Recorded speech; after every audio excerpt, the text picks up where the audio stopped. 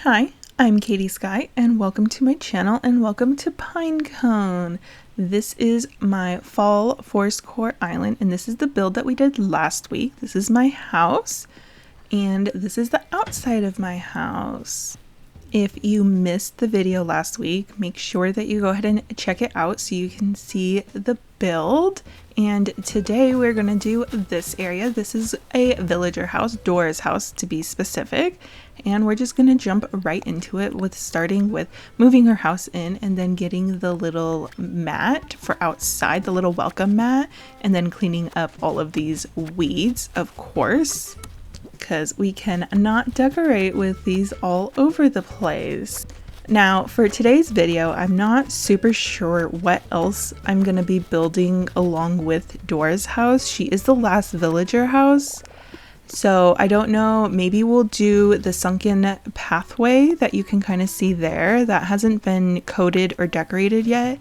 Or maybe we can do Nooks that hasn't been decorated either and it's a pretty small build. So, or maybe we'll do both. I don't know, I'll have to see kind of how I am feeling. And you know what? No, I'm pretty sure I'm going to go ahead and put the nooks and the sunken pathway into this video because Dora's house does not take me long at all. And the build for Dora's house is a writing area. It's very similar to Fauna's house, which was the bookstore kind of area. This is just where the writing happens. It's not a very big area, so I couldn't do too much, but we have lots of the natural items like the wheat field, of course, trees, shrubs, flowers, you know the drill. And then the only place I really did the build for her house was kind of to the left, and that's where we'll put in the little writing nook. And we're just going to pop down some of the plank pathing, and the main dirt code I didn't actually do as part of this video. I did it when I was doing the pathing for, I think it was Blair's house, Blair or Marty's house, so that's in a different video. But you've seen me put down enough pathing, I think that you kind of get the gist of how I do it. And now we're just moving on to the area where the writing happens. It's where the magic happens. So I'm using the Turkey Day table. And I was struggling a little bit with getting it to go where I wanted to. And then I got distracted by the back of the house, which was too empty for my liking. So I had to go fix that immediately because otherwise I would have forgotten. And so I'm trying to fit in the festival balloon alongside the giant vine. And then I was like, well, might as well just finish off the rest of this area. And I really should just decorate behind the house before the plot fully moves. It would make it so much easier because it is so hard to see behind these buildings after the building is already there. But now we're just going to add in some trees, flowers, shrubs, you know, all of it. And then we're going to put the little mush parasol in this back corner to fill it out. Got to get the wheat field, of course. And then we're just putting in a few more flowers. I have used so much wheat field and so many flowers on this island. It's actually hilarious to me. And we did add in the little headphones because I personally listen to music while I write. So that's, you know, that's kind of what that is for. And then we're adding the table back in with a few more little decorations with some books and the spooky tower before we add the log bench back in. And I have been decorating with weeds a lot on this island, which isn't something that I typically do, but that's what we're doing here. Some weeds, another flower, and then we're gonna put a little tree in here, and I am going to stunt that one so it stays small and cute. and I had to pick up the log bench so that I could put the typewriter in the middle, because otherwise it wouldn't have gone in the middle. So I just want to fill out the table before I put that back in. And of course we need the lantern so that Dora can see at night while she writes the stories. Alright, and now that the writing area is done, I'm going to readjust where I had a couple of the trees so that I can do a little seating area in front. And I'm going to use the swinging bench for that.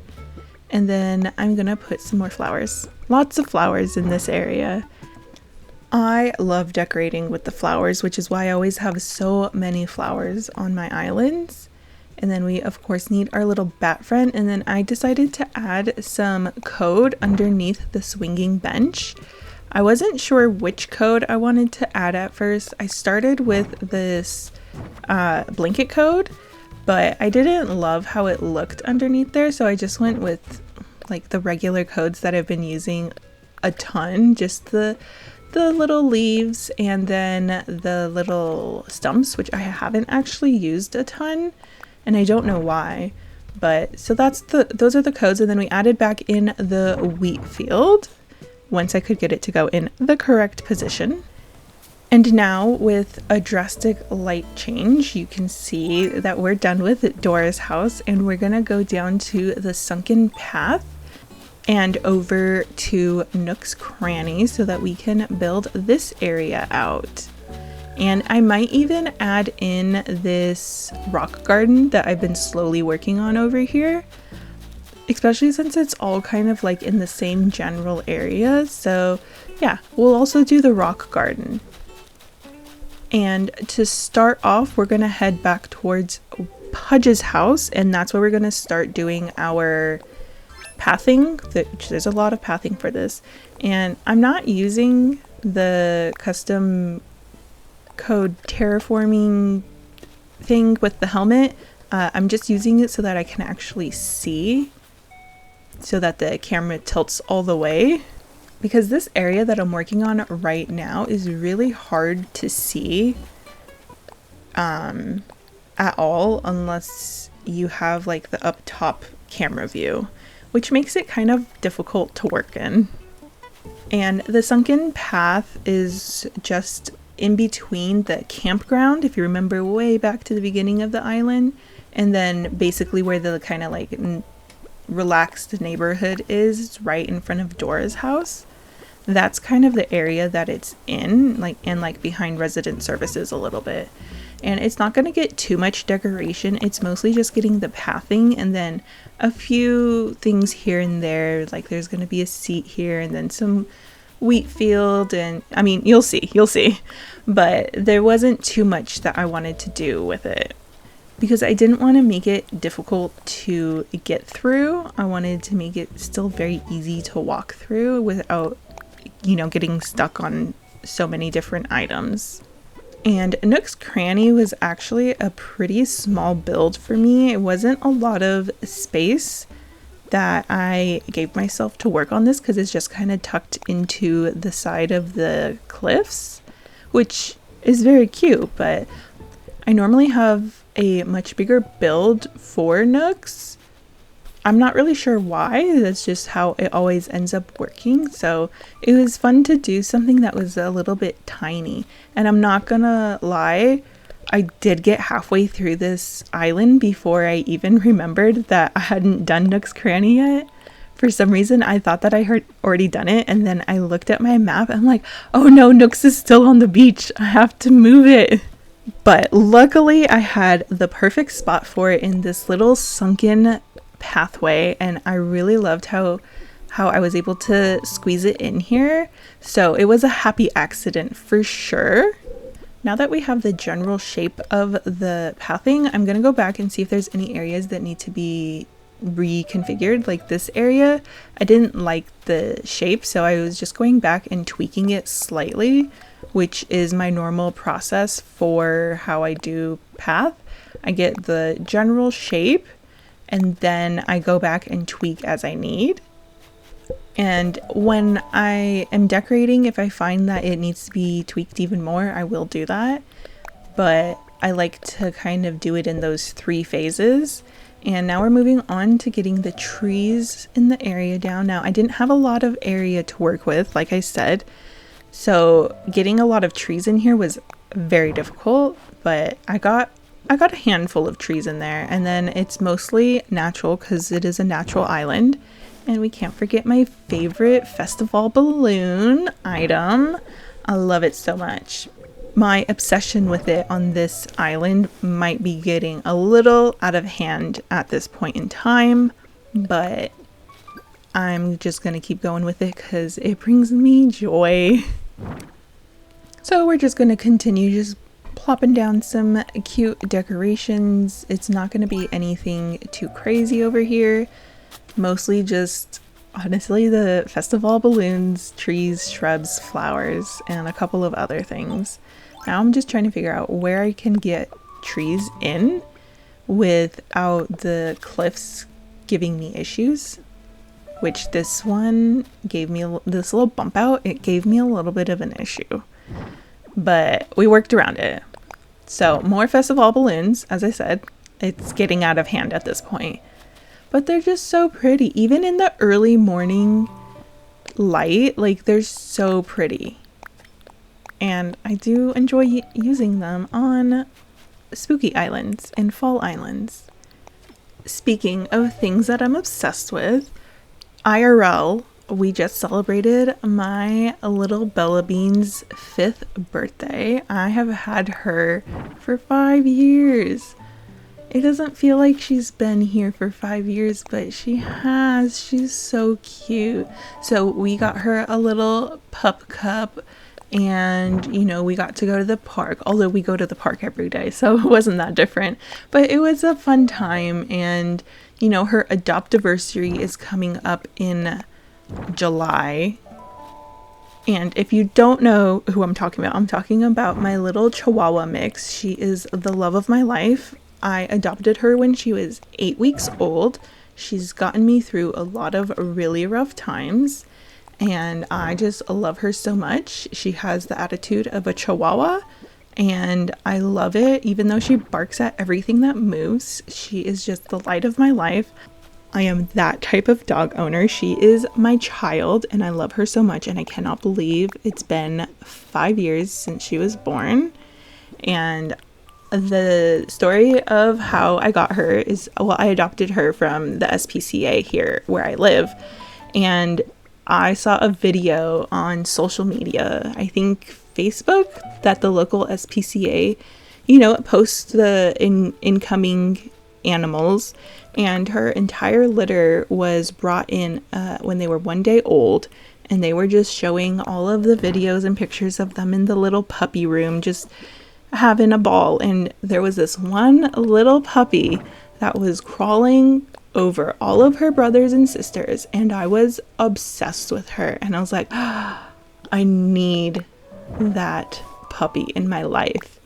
And in the video, in the lighting, she looked gray, and when all of the adoption profiles went live, I was like, oh no, where's the gray one? I want the gray one. I thought she had already been adopted, but I found this other one that I ended up putting an application in for, and I was like, she's so cute, I need to have her. And it actually ended up being that it was the same puppy that I saw in the video that looked gray, but it's just because she has a tan, she's tan, and then she has like a dark brown stripe going down her entire back, so it made her look gray in the lighting.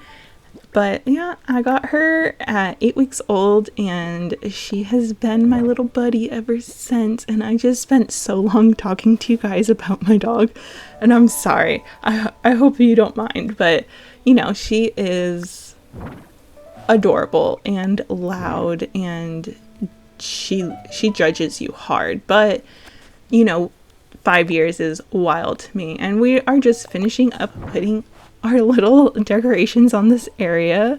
We got to get all the spooky items in to this build for sure. So we're going to make sure that there's tons in front of Nooks, and then also that we have more than enough in the sunken pathway and the little seating area that we have here. so that you can sit amongst the pumpkins. And I am now noticing that that spooky tower is not done all the way. And now we're just gonna move on to the rock garden. I didn't think he would want to see me get all of the rocks into the garden, or like into the position that I have them in. Let me know if that is something that you would want to see, because it took me like 40 minutes to get those all figured out. Now this rock garden I made a little bit too oblong, so I couldn't fit the things in the middle that I would normally want to, like one of the fountains or the, what is it called? The one that's like the glowing moss pond. Like none of those would fit in there. That was my bad, but I didn't really want to break the rocks and start all over again. So I just went with it and I'm like, we'll figure it out. So I wanted to make sure that this was super like fall coated. So lots of pumpkins, you know, lots of the flowers and just like the fall items. So I did have to readjust some things several different times because I didn't want it to look too busy, but with how I decorate, it ended up looking really busy. And I did adjust it in the long run, but most of it stays the same. It's mostly just like the edges around the rock garden. So while you watch me struggle figuring out where everything should go, let's talk about what you want me to talk about in these speed builds when I voice it over. Like, do you like it when I talk through like the process I went through in deciding how I was going to do the build? Or do you want me to talk about just random things, like when I went off on a tangent about my cute little chihuahua? Like, let me know. Because I want it to be enjoyable for you guys too, but I don't always know what to talk about. Or do you like it to be more like a mix? You know, talk about the build a little bit, but if I go off on a tangent about my dog, like that's fine too. Let me know what your preference is as we move on to the plank pathing, because the dirt pathing would not have looked good going through here because it would have had to have been too straight, and I don't like it when the paths are super straight, unless it's like the land bridge right there that you can see, like that can be straight, but any other path should not be straight in my opinion. And I was originally gonna have the plank pathing go all the way around the rock garden, and I changed that, and I'm not really sure why I changed my mind on that. I might go back and actually make that how it is. I'm not sure though. Let me know what you think. I might go back and change it. We'll have to see. Me being undecisive about a build. How shocking. And I did recently get a spicy switch. So I'm going to be starting my next island very soon, especially as I learn kind of how a modded switch works. I don't know that I'll really ever do like a modded island with like modded items, but I'm definitely gonna do multiple islands on one switch now, so I can work on all of the islands I want whenever I want. So that'll be fun. If you guys have any ideas for future islands that you'd be interested in seeing me build, let me know. I will tell you, if you want me to do city core, that's probably not going to happen. The closest I will probably get to that is town core, and even that kind of pushes my limits. I'm just not a city girl, but I am open to things. I am open to maybe doing a city core build, but not necessarily doing a full city core island. And I also want to do some tours of some of my past islands, because I have many islands that I've done. It was before I was doing like content like this, but I can go and tour the DAs so you guys can kind of see them. And I have a few that I really love that I want to show you guys, so those will be coming eventually. And now we're just working on the left side of the rock garden, and this is the one that I'm thinking I might go back and change. Obviously if I change it I will show you guys, maybe I'll do it part of like a filler video where I'm just doing finishing touches. If I end up changing it, that's the video it will be in. But I have to sit with it for a little bit more time just so that I know what I want to do with it. Because right now I'm like, on one hand, I really like it. On the other hand, I'm like, it's too much. All the little balloons turned off. I didn't notice that when I was building this. Well, boo. I feel like the lighted items you should be able to keep on all the time. Anyways, we're just going to add in the flowers and try not to duplicate any of them because we all know that that drives me a little bit batty. And pretty much anywhere there was an open tile, I was like, okay, flower. We'll just put a flower there. If not a flower, a balloon. And I think the balloons are too much for the area. And I did time travel to grow in the trees a little bit just so that I could kind of see what the overall vibe was at the time. And that's when I was like, you know, those balloons, I love them, but I think that there's too much in this small of a space. So I took them all down and I took a lot of the side area down too. And I just filled that with flowers and like 1 or 2 items instead of like 6. And then I take down the balloons to decide which balloons I wanted to keep for sure. So I had to readjust some things, just it was too overwhelming for the space. And I do kind of like how the rocks almost disappear, but if you're looking for them, you see them. And I think I like that better than it being like a defined, like, look at me, I'm a rock garden.